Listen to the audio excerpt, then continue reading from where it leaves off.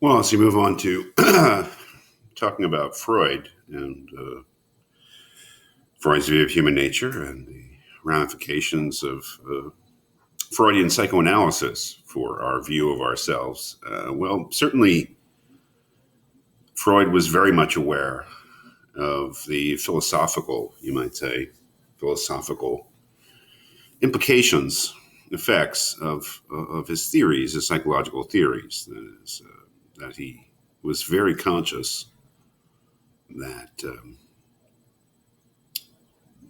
what he was saying about the mind would have big consequences for how human beings viewed themselves. He talks in this brief excerpt, this very famous brief excerpt from a general introduction of psychoanalysis, about other revolutions or revolutionary developments that had big effects on how human beings saw themselves.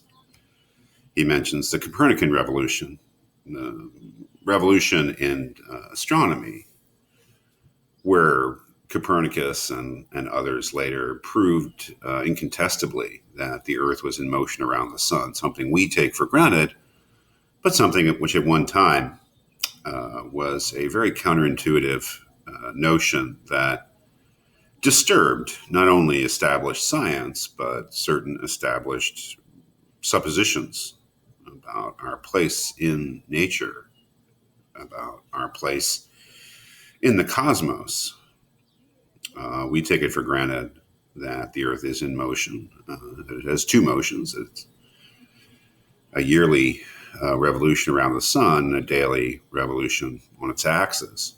And in fact, these things are absolutely essential for our understanding of everyday life. However, at one point, they were new ideas. And as Freud says, you know, they established that humanity was not the center of the universe. I mean, the Ptolemaic view, the geocentric view of the universe, which was more or less accepted by everyone, with some dissent, but little dissent, was that human beings were the occupants of planet Earth, and planet Earth was not only the center of the solar system, but the center of everything. I mean, where there wasn't until the 20th century that we really had any kind of firm notions of what was beyond the solar system. But and that was, Freud says it was the first outrage, the first blow against our narcissism, what he would call our narcissism, our naive self-love, our insistence that we were the most important things in the world. The presumption was that because human beings were God's special creation, that of course he put them at the center of the universe. The realization that we were not at the center of the universe was a disturbance. As he says, he goes as far as to call it an outrage. We're not as important as we thought we were. We're at a sort of chance place within the structure of the universe. The second outrage, and perhaps the one that still has some force in terms of people resisting it, especially in America, right, is Darwinism, which we have just talked about. And Darwin's establishing that we have an ineradicable animal nature. That is, that we are part of nature, that we are natural creatures. We have no special. We had no separate creation. We emerged out of nature, just like everything else. I mean, these things. Again, the second outrage, the second blow against our naive self-love, or our notion that human beings are the most important things in the world. These discussions of the previous so-called outrages are really there to set up what he sees as the biggest one of all, which is the one that he's introducing,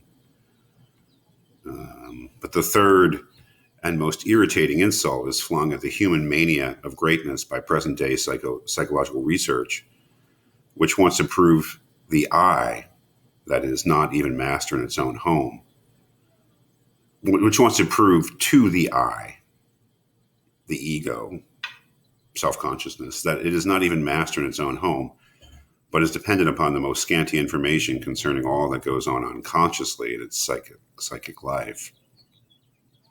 And it is this notion of the unconscious, which is the big notion in Freud. But what exactly does that mean? That's what we have to sort of look at the further text to find out. But the idea that the I, the conscious self, which is really the self that Descartes was thinking of. Right? And Descartes thought that, I could doubt everything, but I could not doubt my own experience because my own experience is transparent to me. If I can doubt whether I'm actually seeing a water bottle right now, but I can't doubt that I am having the experience of something. Right? I mean, it may be an illusion, but it's my illusion, and I'm fully aware of it.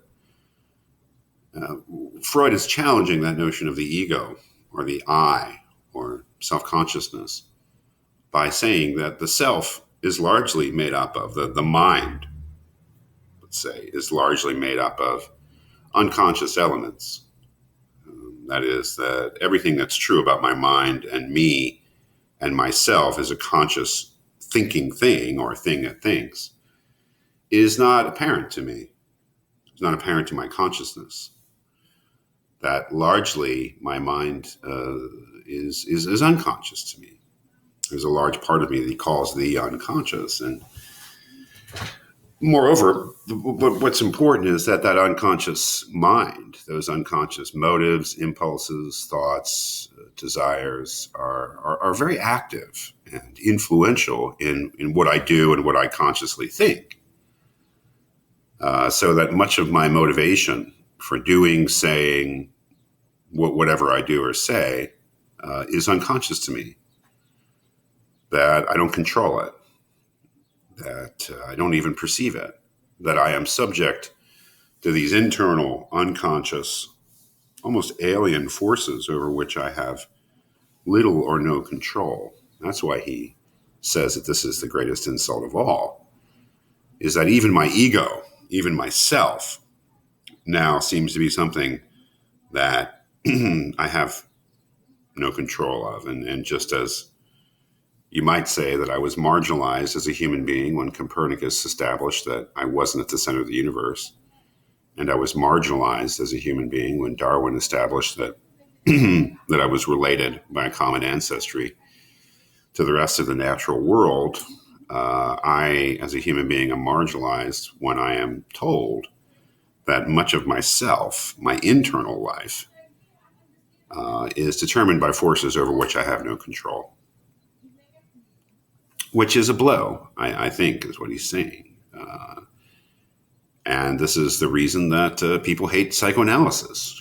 He says, this was the reason that people who opposed, or people who promoted the Copernican view of the universe were persecuted and repressed.